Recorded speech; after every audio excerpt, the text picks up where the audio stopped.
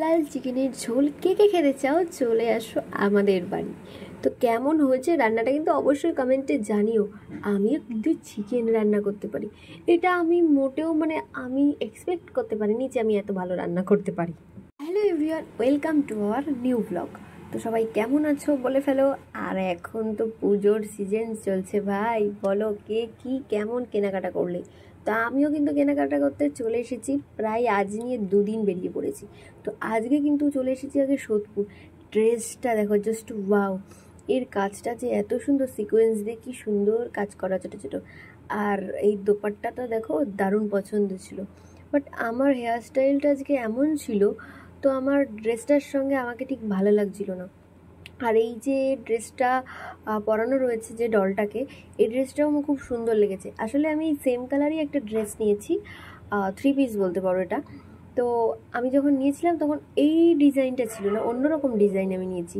আর এই ডিজাইনটা আমার পার্সোনালি খুবই পছন্দ হয়েছিল, কিন্তু আমি ড্রেসটা নিতেই পারিনি। তার কারণ হচ্ছে, আমি যখন ডলটার গায়ে থেকে ড্রেসটা খুলেছিলাম, তো ওনারা আমার জামা ফিটিংস করার অনেক পরেই ড্রেসটা ডলটাকে পরিয়েছিল।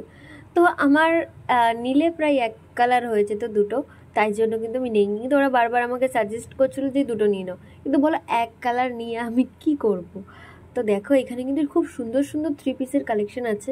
যদি কেউ আসতে চাও অবশ্যই চলে আসো, এটা কিন্তু সোদপুরে।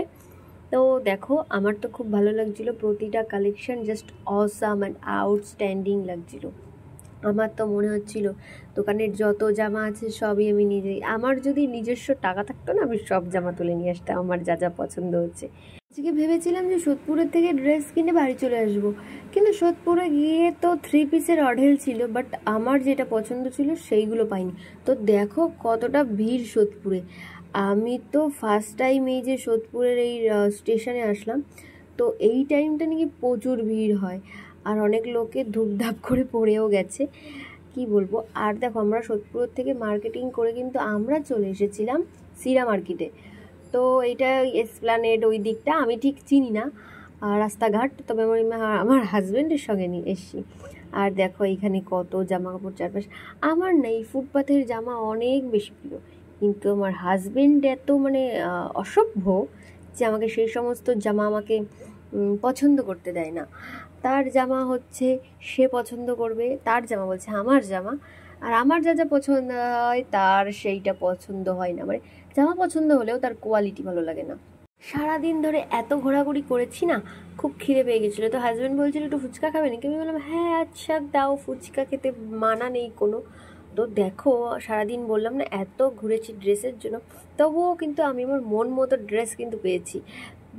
আজকে বেশ হ্যাপি হ্যাপি লাগছে, আমি আমার চয়েস মতো সব কিছু পেয়ে গেছিলাম। আর খুবই আমার ইচ্ছা করছিল ভাত খেতে, সারাদিন যেহেতু কিছু না খাওয়া। তো এখানে ভাতের হোটেল কোথায় পাবো, তো হাজব্যান্ড কিন্তু খুঁজে খুঁজে বের করেছে।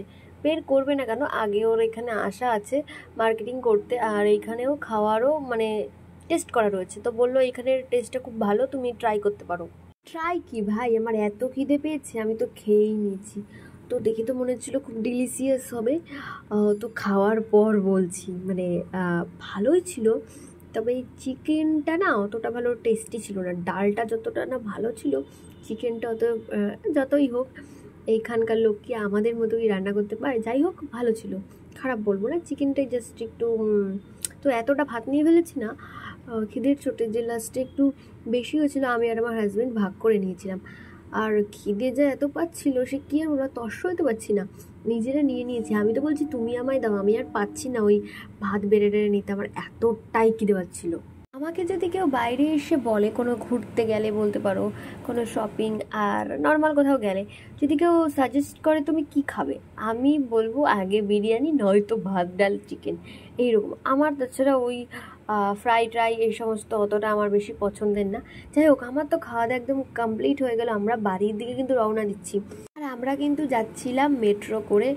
বেশ আমার তো ভালো লাগছিল, বেশ ঠান্ডা ঠান্ডা লাগছিলো এতক্ষণ গরমে।